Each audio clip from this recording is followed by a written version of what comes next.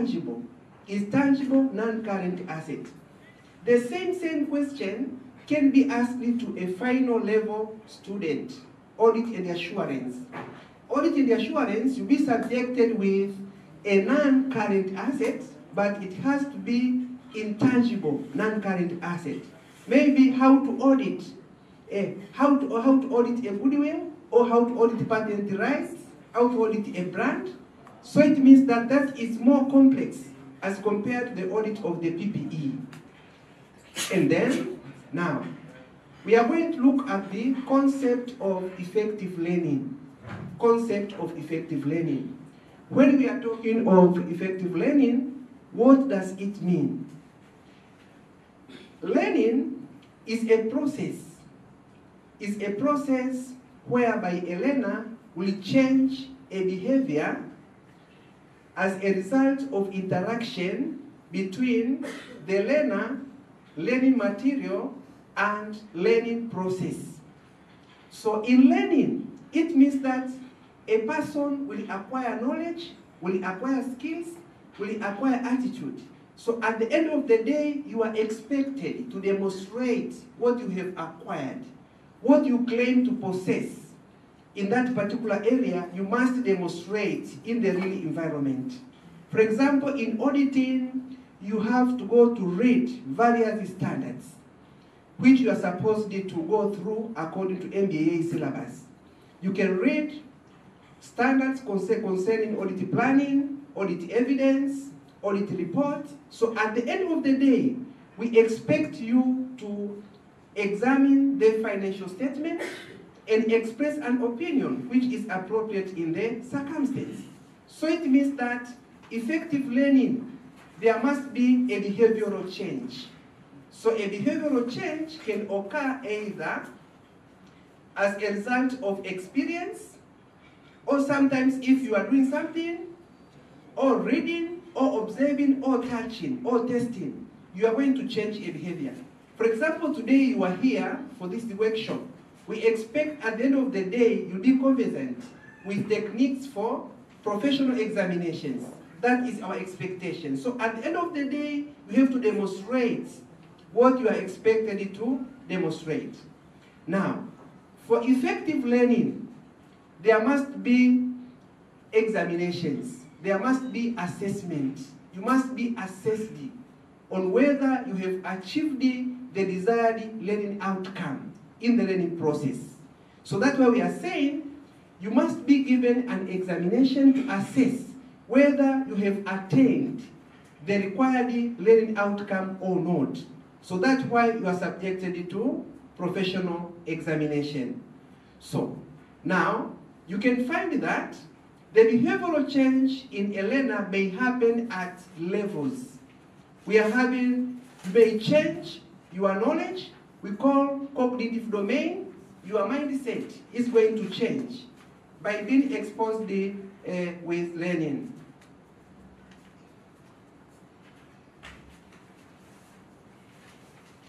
And then even the attitude and even the skills. So in auditing, we are talking of the standards. ISAs is going to change your mindset to perform your audit according to the standards. The attitude, we are having the code of ethics. The code of ethics is going to make you to adhere to ethical principles, and also skills, which is psychomotor. And then now, let's look at the factors which influence effective learning. In order for the learning to be effective, what factors which are associated? We are having factors related to learner, related to process, and to materials. When we are talking of factor associated with a learner, you as a learner, what role should you play in order to make learning to be effective? So it means that for the case of a learner, you must be motivated in order to learn.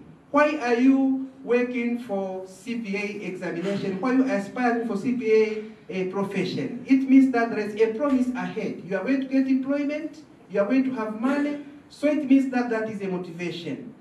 And then another factor will be readiness and willpower. In order to be able to learn, you have to be prepared to learn. If you are not willing, it means that learning will not be effective. we are talking about the expectations, achievement. It means that everyone here is aspiring to be someone. You want to be a professional accountant or professional auditor. That's why now you have to learn. Attention. Any learning should have attention. You have to put concentration in order to be able to learn. Health. You must be physically and mentally fit in order to be able to learn. Maturation of the learner will have also contribution in learning. And then another factor which is associated with effective learning is a learning process. It means we are talking about the acquisition of knowledge, skills, and experience. The process of learning, we need a facilitator to be in between. Normally, we are having tuition providers in different review centers. They facilitate learning process, and also these facilitators, they are going to guide you, they are going to give you assignment, they are going to give you quiz, so that at the end of the day, learning is going to be successful. So a learning process, it means that it has to be well conducted or well done in order to ensure effectiveness in learning. And then now, another factor is related to learning materials. Materials which you are going to cover when you are going to learn. Which material are you going to use? The Nbaa gives us a syllabus. We are having a syllabus. So the syllabus do direct the textbooks and reference books which you are going to use. And you must have relevant materials. Relevant materials here, we have to make sure that you have the update standards. When you are going to read the audit standards, you have to use the update standards. For example, in auditing, we are having updates. When you look at the going concern, ISA 570, we are having the item which has been introduced after being amended concerning a material uncertainty related to going concern of an entity. In the previous, we are including emphasis of matter if there is a material uncertainty which has been adequately disclosed to the financial statement, but nowadays we don't have to include it in the emphasis of matter, we include it in the separate section known as uncertainty related to going concern issues. So you must have relevant materials, authorized materials, you must be accessible to some areas where you can get the reliable materials, for example from the internet, but make sure that you have to use materials which are authorized. And then now, let's look at the strategies for effective learning. In order to be effective in learning, you must have a strategy. And these strategies are organized by tuition providers. We are talking about the trivial practice. You can go through past papers, you can even visit other bodies which offer the same profession. You can look these past papers, how are they, you can attend the questions. The aim is to make to retrieve, to remember the materials. And also the tuition providers, when they are facilitating in their classes, they have to give elaboration of items which are being discussed in their tuition centers as far as our syllabus is concerned. And then another item that is specific practice. It means that don't read continuously. You need a break. Yani msisome tu ukasoma kuanzia asubuhi mpaka jioni bila kuweka break kupumzika. Au lazima kuwe na kagepu kidogo alafu ndo unaendelea. Something like that. Okay, now let's look at examination techniques for B3 and C2. Examination techniques for B3 and C2. The audit and assurance would not be complete without testing, ability to design relevant procedures by which a session can be assessed. These core skills started at the applied skills level, audit principles, and an issue being audited will be extended to more complex area in financial reporting and more judgmental area of the financial statement. As I have said, that in the B3, you are going to be exposed with skills for making application in a simple or non-challenging environment, but for the case of the C2, you are going to be exposed with examination questions which are from the complex environment. So it means that it's a progression. The same standard is going to be taught, but the way you are going to be examined will differ in terms of complexity in the environment. So it is important for the learner to make sure that he's going to demonstrate his competence. For example, you can look at the, let's look at this example here. For example, a client has purchased a new machine for use in production of widgets required. Design the principle, audit procedures to be performed in respect of a new machine. You can find this machine is a non-current asset. It's an item of property, plant, and equipment. If that is the case, first of all, you have to identify the assertions related to non-current asset. The assertion, we are having existency, we are having valuation, we are having completeness, we are having right and ownership.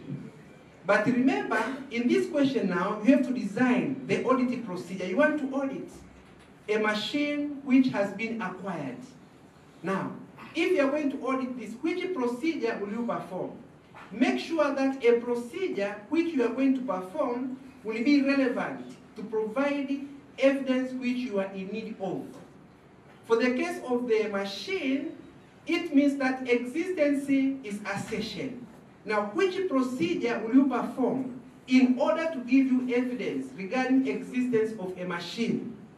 That is a procedure. For example, inspection.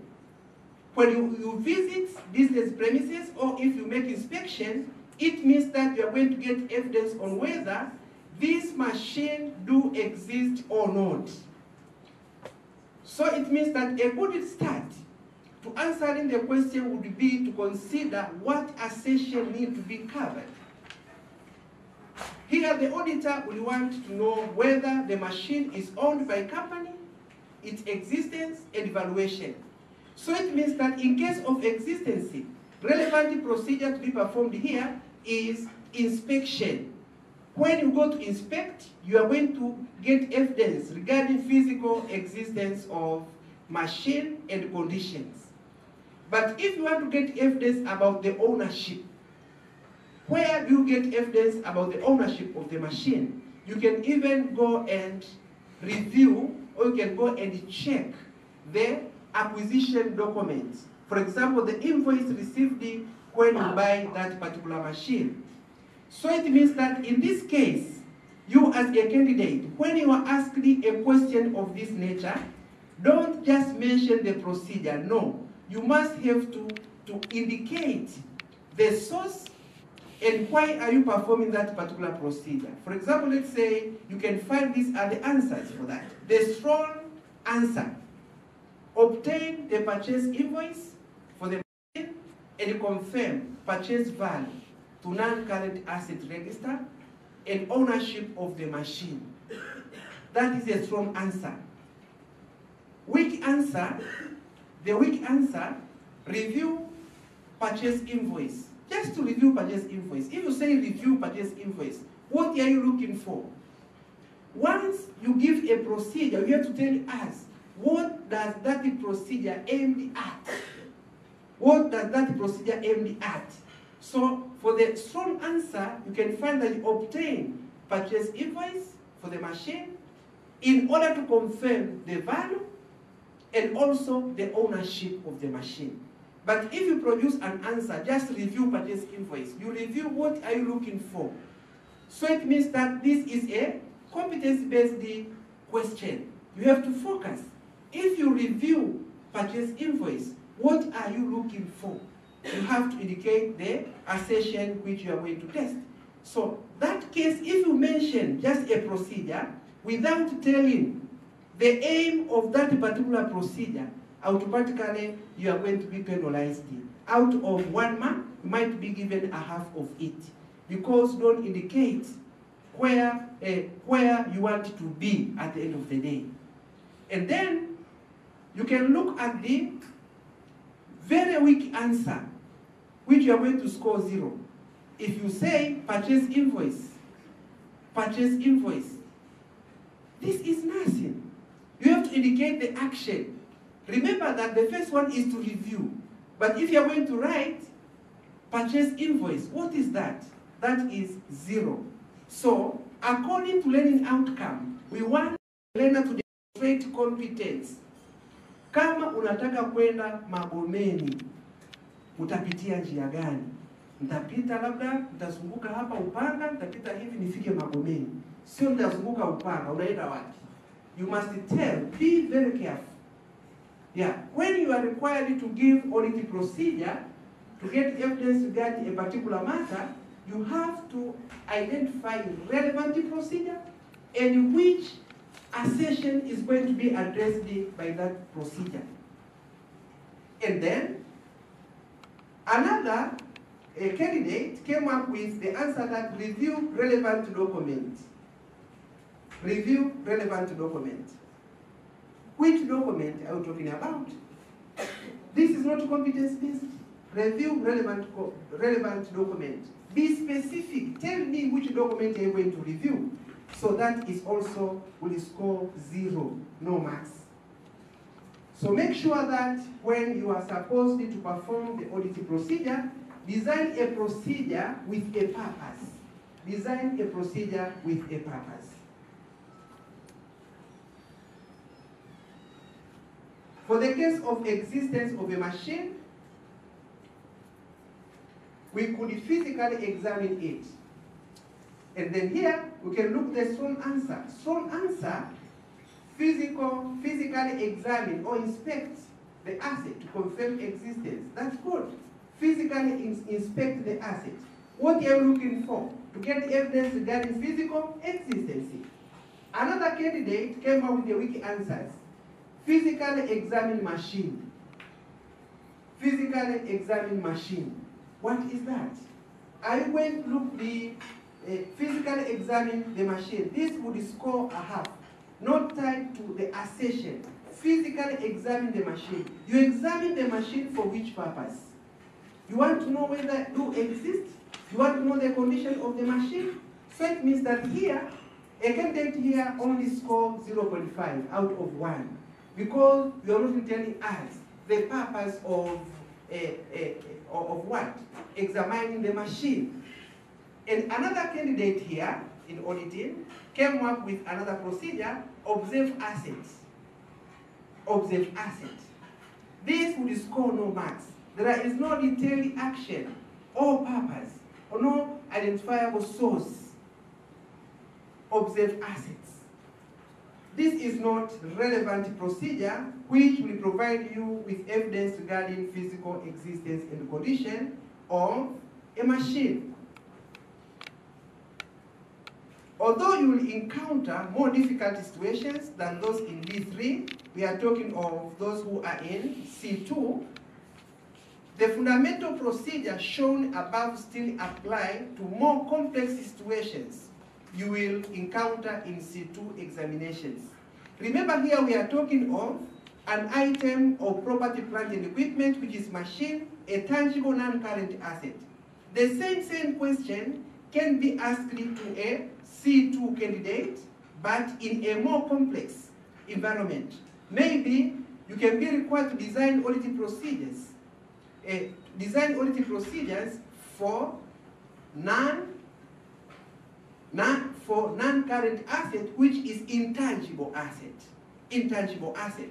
So the intangible asset, the PPE, the patent right, trademark, you can be asked how to audit the patent rights, how to audit the trademark.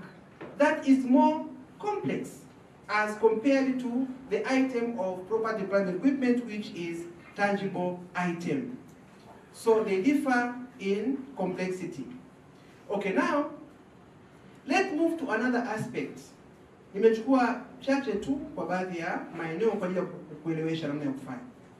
When we are talking of professional ethics, Now remember that under competence-based syllabus of Nbaa, you are supposed to apply ethical standards, to identify ethical issues in the work environment, and come up with appropriate safeguard in order to maintain your independence. Now remember that you as an auditor, you'll be faced with threats from work environment as far as your profession is concerned. Some threats may arise from familiarity, others may arise from self-review, others may arise from intimidation, and others may arise from advocacy. And these threats is going to impair the auditor's objectivity or independence. So, you as an auditor, you are supposed to identify these threats in advance and come up with a safeguard in order to be able to perform your audit assignment in objective manner. Because at the end of the day, you are expected to give an opinion which is appropriate in the circumstance. So with conflict of interest, you won't be able to give independent opinion regarding the financial statement. So the standard here require you to know the principles of code of ethics, and then when you are going to perform that assignment in the real environment, you may be able to identify them and come up with appropriate safeguard. And these ethical principles doesn't work only for the auditors, even the practitioners in accounting, they should have to observe these ethical principles when performing their professional assignment. Now, for example, here we are having a question concerning ethical principles with regard to objectivity and independence. The general conceptual approach in the code is as follows: identify threat to independent, evaluate significance of the threat identified. So in examination questions, you are going to be assessed on whether you are competent enough to identify various threats from work environment of the auditor, which may impair the auditor's independence. So we expect a case study to come and include items which are in the work environment that may challenge the independence of an auditor. And from there, you can be asked to identify the threat and come up with appropriate safeguard to resolve such a threat. For example, let's say, unaweza ukaambiwa kwamba umeteuliwa kuwa mkaguzi wa hesabu za kampuni X. Wewe ni mwekezaji kwenye ile kampuni. Labda una rafiki yako au ndugu yako anafanya kazi kwenye ile kampuni. Au wewe hapo maybe ulishafanya kazi kwenye ile kampuni kwa miaka iliyopita. Au wewe uliandaa vile vitabu na huyo client amekuja kukuomba ukawe mkaguzi wake. Sasa hapo ni juu yako wewe sasa kama mkaguzi kuangalia, unatakiwa sasa kuangalia kwamba je, kuna threat yoyote kwa huyu client inaweza kujeopardize my independence. You are supposed to identify. So you can identify a threat either which arises as a circumstance of familiarity, or as a circumstance of intimidation, or as a circumstance of self-review, or as a circumstance of advocacy.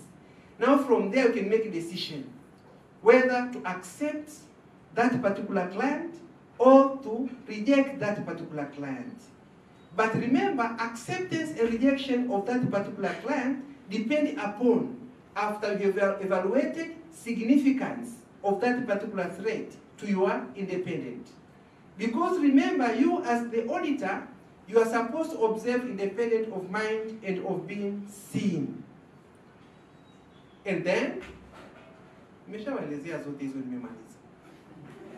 Labda tuangalie swali la mwisho hapo, discuss na ndugu yako hapo jirani.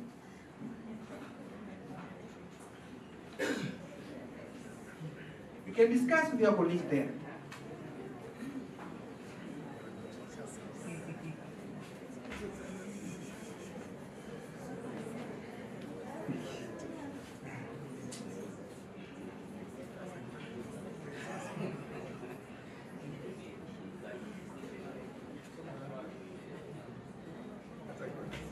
Najua nimeenda kwa haraka sana.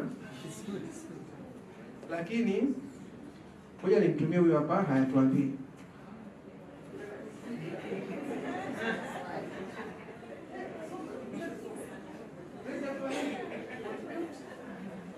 First of all, nenda kwenye requirement. Requirement inasemaje? Comment on ethical issues raised and action your firm should take in response to the client request. Hilo swali, ile requirement pale inapima competence level ya juu sana, inaitwa creating. Kwa sababu kwenye level za cognitive domain ya chini kabisa memorizing, inafuata understanding. Kutoka understanding inakuja applying. Ikitoka applying inaenda analyzing. Ikitoka analyzing inaenda evaluating. Ikitoka evaluating inaenda creating. The highest level. Kwa sababu you are supposed to tathmini that. Kisha tathmini pale sasa una give your advice. When you give an advice, it means that you are doing what? You are creating. Now you have to comment on that. Comment on the ethical issues. Comment on the ethical issues raised and action your firm should take in response to the client request. Let me read this case. The audit committee of Mumbai company has asked the partner to consider whether it would be possible for the audit team to perform a review of the company internal control system. A number of recent incidents have raised concern amongst the management team that controls have deteriorated and that this has increased the risk of fraud, as well as inefficient commercial practices. The audit report for the audit of the financial statement of Mumbai for the year ended 31st March 2016 was signed a few weeks ago. Mumbai is a listed company. Required comment on the ethical issues raised and action your firm should take in response to the client request.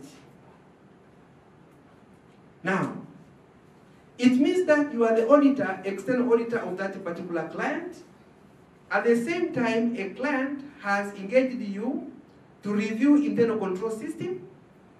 It means that you are a consultant to that particular client regarding reviewing of the internal control system. The same client has appointed you to be an auditor of the financial statement. Do you think that auditor there will be independent? Which threat will be there? Self-review. That self-review, baada ya kufanya analysis, ndio hivyo. And then now you have to evaluate. How does self-review threat impair your independent? Now tunafanya evaluation. How does your independent be impaired? Hapo sasa unafanya evaluation. Does that threat impair your independent? Does that threat impair your independent? Your independent will be impaired because you are going to audit your own work. Remember, when you are going to audit a client, first of all, you are supposed to perform risky assessment procedures. The risky assessment procedures, according to ISA 315, you are supposed to assess effectiveness of internal control system. So if you are the designer of the internal control system, and you are going to assess the same internal control system in an audit, automatically you fail to be independent, isn't it? If internal control system is poor, it's because of your weakness, you as a consultant. So it means that that is going to make the auditor to give the opinion which is biased regarding the financial statement. Now, what is your conclusion? What's your advice in that particular appointment? Will you accept to be the reviewer of internal control system? You are going to decline, isn't it? You are going to decline. If you opt to review internal control system of the client, you have to decline to be an auditor of the financial statement of the same clients. That's how you are supposed to attend that kind of question. So that's the end of my presentation. Thank you very much.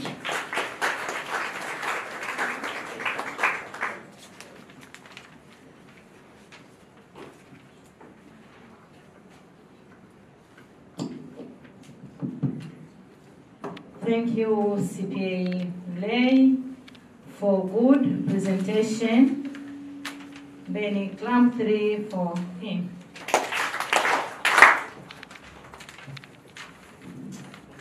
Yeah, ametupitisha vizuri. B3, C2. An auditor, you need to be ethical. You need to be ethical so as you cannot impair your independence. Kila wakati hii ametupa ya darasani, lakini is exactly what you are going to do at your place of work. Kama hautakuwa ethical to decide in various parameters, then you will be caught in jail. Sawa? Maana tunasimamia standards, kama hatukuzimiti zile standards, then our reward will be in front of us. So you can see, that is what CPA Blake was explaining to us, to stand as an auditor. So thank you very much. Then it is the high time to welcome the chairperson for the forward session so as to go on without wasting our time. Welcome, chairperson.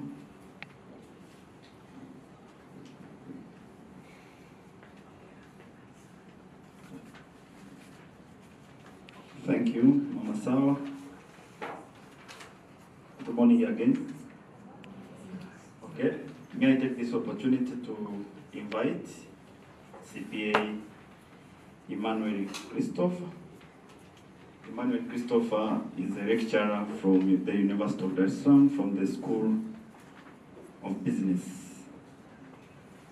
And he has been a trainer, also teaching issues concerning finance. So, Mr. CPA Ima, these are Nbaa examination candidates before you. So, you are welcome so that you can take them through. You are welcome, sir. All right. Thank you very much, Chairman of the session, Mr. Humphrey, and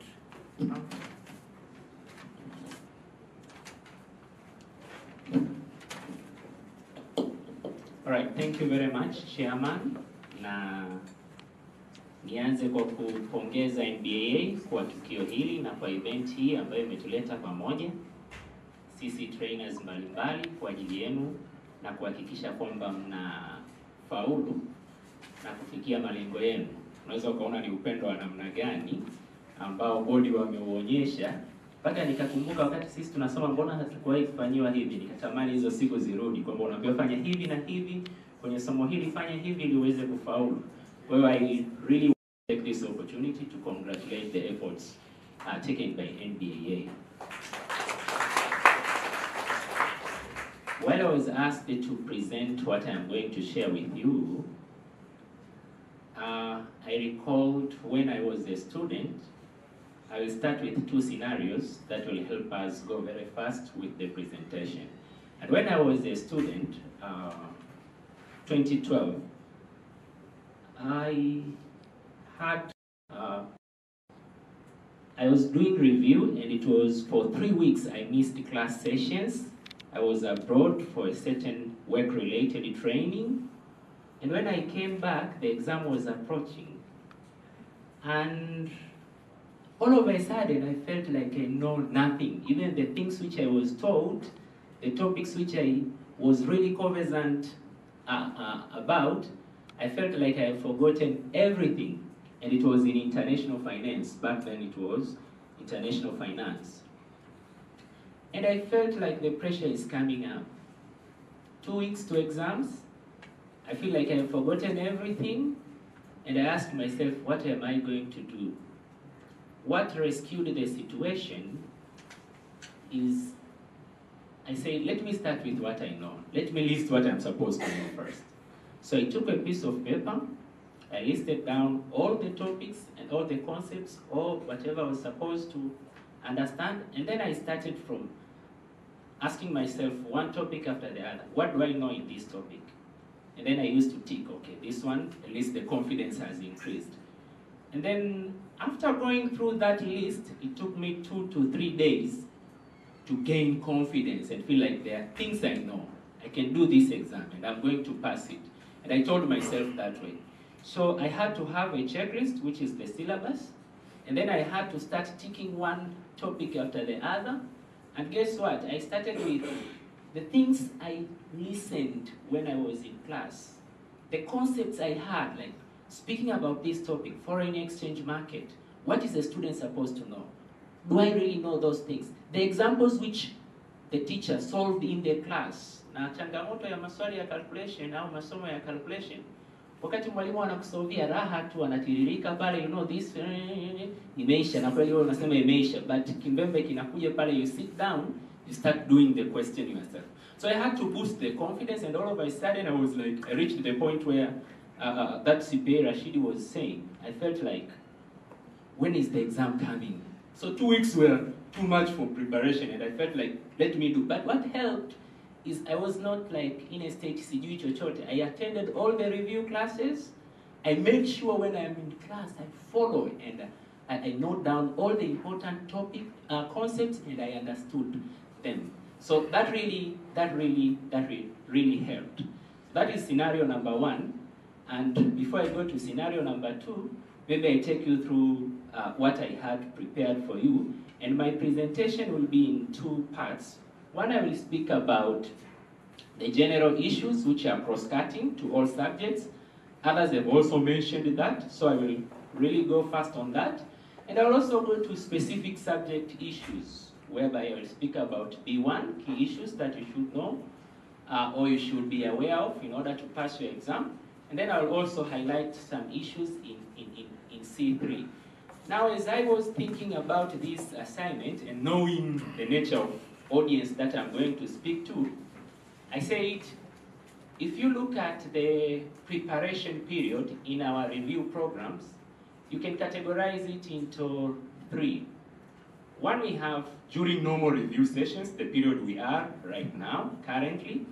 The second period, I categorized it as few weeks before exams, 3 weeks. You can even go to 4 depending on your categorization, 2 weeks before exams.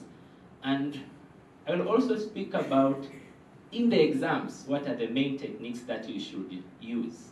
Now, suggested techniques differ depending on the period that you are in. One of the very important things that my colleague has also mentioned is knowing the coverage in any subject you're doing, knowing what is in the syllabus, and having a checklist for each individual topic, not only in the syllabus, but even the individual topic. And then tracking the progress as you are being trained by tutors. You have to track the progress, like where are we coming from, how many topics have remained, and all that. And I normally get it, I find it difficult. I think my fellow tutors will also agree with me. When it is about the end of the review session and the student asks, "Sir, can you share the possibles with others?" I normally joke and tell them, you know, remember day 1 of the class? The topics I listed? Those are the possibles. You know, with competence-based syllabus, gone are those days where you can, nitumie neno la Kiswahili rahisi, you can kuotea swali. You can get a question that is totally duplicated. And even if the question repeats, yes, it may happen, the requirements are a bit adjusted, or something is a bit twisted. So you find that style of saying like, let me practice the questions with the thinking that it is going to repeat as it is without having the knowledge. Gone are those days. Then the second thing, after having your outline, having your syllabus, is to understand the concepts. Kuna kitu kinanipa shida sana, nafikiri ni changamoto ya wengi. wanafunzi wakija kusoma wanatamani uambie mtihani ni huu hivi imeisha hiyo nenda, but very few spend time to sit down to understand so that they can apply. Na hii ina risk kwa sababu inatupelekea hata kuwa na watu ambao wamemaliza CPA lakini unakuta hawaelewi ABCs za topics husika. So understand the concept. It's not only about the coverage, it's also about the understanding. Isiwe tu mwalimu unafurahi anavyoziangusha topic, unavyotupa tiki kwenye checklist yako. Sit down and ask yourself, hivi nikiulizwa leo hii time value of money, what do I know? Nikiulizwa leo hii forex, what do I know? And we are saying, while most of students, this is my observation, while most of students prefer solving sessions, but I suggest, or we can all agree that understanding should come first before running or jumping to the solving. I know most of us are delighted, we like it, and I see my student, the way they receive solving sessions, but try to develop understanding first. Understanding will help you attempt even the questions that you have never seen. The bad side of solving, I'm not saying should be ignored, I also do solve a lot of questions in class, but the bad side of that is, it's like someone is building a conceptual framework on how to attempt certain kind of questions.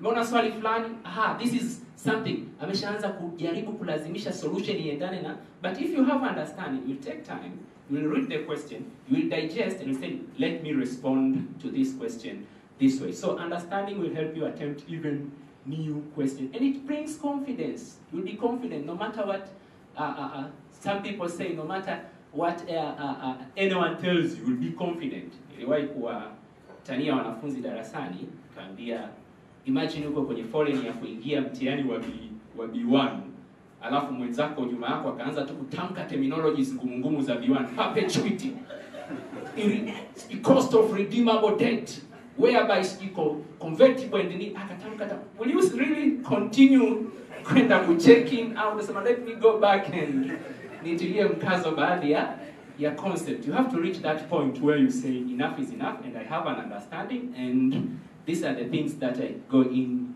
the exam with. The other technique here is do not accumulate. When I say do not accumulate, finance concept, not only finance concept, accounting concept are built on each other. Failure to understand the previous concept will make progression difficult, will make it difficult for you to understand the next one. So the best technique from day one, the review time is very short. We are forced to cover a very big syllabus in a very short time period. So if you miss, or if you say labda ninajifahamu, mimi huwa ni mzima moto, tangu huko nyuma nimekuwa nikisoma ndani ya siku 2, siku 3, kuna mioto huwa haizimiki. Si kwa kuwatisha, lakini kwa kuwashauri, please take time, usi-accumulate. Now you are in the review session. Kama imetokea huko nyuma kuna vitu hukuvipitia vizuri, use this opportunity kwamba niende ni boost confidence, niviweke sawa. Allows progression, reduces workload as exam approaches. Kuna watu hapa ikifika kipindi cha mtihani hawalali kwa sababu kuna workload hawakuipunguza huku nyuma. Of course, kila mmoja ana tekniki yake ya kujiandaa, lakini hizi tunasaidia. Si kwamba nasema ulale, ukiona kama usingizi hauna namna, kwanza usingizi huwa unapotea tu wenyewe. But my advice to you, anza kupunguza workload from now. And you are likely to continue studying new topics even 3 weeks before the exam. So if you accumulate na bado unakuta kuna vitu hujavikava na ni 3 weeks before exam, you are attracting something we call panic mood. And once the panic mood is switched on, plus the room temperature in the exam, my friend, you will go to Bunju and you will know like it is the only 4-star hotel that has swimming pool and has AC, but you will not notice the presence of any of these issues. Another thing is practice doing questions yourself, as CPA Rashidi said, and Mlai also insisted. Well-class solving sessions are very good for initial understanding, but at the end of the day, it is you who sit down to do the exam. So you have to repeat even the questions solved in the class. Try to close your exercise book, start solve your question, the questions yourself. Not someone is solving for you. And that practice, discussion is good as well, but that practice that in the discussion, every day one student is holding the pen and doing the questions, unajua ni kama amekugeuza wewe kuwa rough paper, ila hatujui tu yeye kwamba anazidi ku break. So try to be kwenye front line katika mambo kama hayo. And we are saying answer practice questions to know how much you can remember after reading a particular topic. Ukishamaliza topic, jitahidi kupitia maswali. Tuna sources nyingi sana. IT imerahisisha maisha. Q&A siku hizi zinapatikana in soft copy. Just go read. Kuna maswali utakutana nayo si rahisi. Of course tunajitahidi kadri ya uwezo kukava sehemu kubwa darasani na kugusa kila kitu. Lakini kwenye techniques za mtihani naweza ikaja ka concept ambacho ukasupplement na ulichopata darasani ukajikuta unafanya vizuri sana. Then you are saying do not undermine any concept. Hapa pia naomba nitilie mkazo. Kwenye topic husika kuna ile unasoma topic nishaelewa hiki na hiki, hivi vingine achana navyo. My friend, vile ambavyo unaachana navyo ndio unavikuta kwenye swali la kwanza A. Tayari hata yale maswali mengine yote unajikuta utamani. As I said, competence based. Bora upitie kila kitu, alafu hujui kitu gani kitakuja kirahisi, labda swali la 3C kile ambacho ulitaka kuachana nacho, umeambia to mention so au clarify hiki na hiki, ukakuta ni concept ambayo you just answer in a very short time and you get a lot of marks. And then there are a lot of issues. Do not miss review classes. Attending review class is one thing. The other thing that I will insist here is paying attention when you are in the class. So there are two things here. Not missing a class and paying attention when you are in the class. You may attend the class and start chatting, you know what happens in the class. There are a lot of distractions given the age we are, given the responsibilities we have. Attending a class and just enjoying, comforting yourself like I was there won't help. What will help is to pay attention. It will make your life easy. Becomes more easy for you to grasp the concept and do revision yourself. Put aside all distractions when you're in the class and set a study schedule that fits your way of studying and do not leave anything for the last minute. Sijui umesema hiki nitapambana nacho siku moja kabla sijaingia kwenye exam. Develop a conceptual framework for each topic. Ukiulizwa labda leo hii introduction to financial management, ukifunga macho wewe unajua okay, hapa natakiwa kujua financial management ni nini, nijue 3 key areas kwenye financial management. Je, ninazijua? Nikizijua zile 3 key decisions, najua scope, interrelationship among these decisions, najua goal of the firm, najua why is it the central goal of the firm, najua agency problem, how to overcome agency. Yani unafunga macho mwenyewe unaivuta. Are you in that position? Wengi tunakwepa hii process, tunakimbilia kwenye output ya mwisho, lakini hii process is what will make you pass and is what will boost your confidence na ukajikuta unafaulu kwa urahisi. Few weeks before the exam, hapo tumemaliza during review session, tunaweza zikawa zaidi ya hizo, ila kwa haraka nimeona tuzishare hizo. Few weeks before the exam, one is there is a tendency pressure inapanda kidogo, wengine inapanda sana. Use that pressure to produce something good. Na ukiona hiyo pressure haipo kabisa pia ni tatizo. Yani wewe mtihani unakaribia, unakuta ndo unanenepa zaidi na shavu linatoka. Kuna changamoto mahali. But if you have pressure, that is right. You have to have that pressure. Turn it into energy. Successful people wanasema ni watu ambao they use pressure to produce something good. They are like tea bags. Kuna mwanafilosofia mmoja akisema successful people are like tea bags. They tend to produce something good when they are put in hot water. When you put tea bag in hot water, it produces tea, and that's good. So turn pressure into energy and try to do whatever you are supposed to do. As the exam approaches, you are likely to be more anxious. Turn that state of being anxious into positive energy. But again, the second thing, cross-check to ensure that you are conversant with key areas. Use the framework I told you for each topic, and ask yourself, when I speak of cost of capital, do I know the sources of capital? Do I know there is debt, there is preference shares, there is maybe there is equity? Do I know how to compute cost of debt for all items of debt? Cost of redeemable debt, do I know it? Redeemable debt, cost of convertible debt. Kuna watu kama naanza kupandisha pressure zao nikitamka hizi terminologies. But my point is, if you have that framework, at the end of the day, as you're approaching to the exam, you just be ticking and you'll be in a good state to apply. Cross-check to ensure that you're conversant with that one. Number 3, avoid issues that will bring unnecessary panic. Unfortunately, our practice is as exams approaches, we introduce a lot of solving sessions. It's not bad, but there is a risk that you may attend the solving and being loaded with new bombastic terminologies and new concepts that you did not ever heard them, zikakuletea panic ambayo ikakuletea shida. So my suggestion is, mtihani wowote ule, ili wanalizungumza kwamba lazima utakuwa na maswali, unaweza ukaweka katika kategori 3. Utakuwa na maswali ya average student, na huwa hayapungui marks 40. Umeattend review vizuri, umepay attention, umemsikiliza mwalimu kama ni Edson, ni Rashidi, Mlai au brother, umesikiliza vizuri, kuna marks utaziona tu. Hazipunguaji 40 kwa experience yangu. Lakini pia kuna maswali ya kutofautisha wanafunzi, haya yapo tu. Aliyepata B apate heshima kidogo, aliyekuwa best student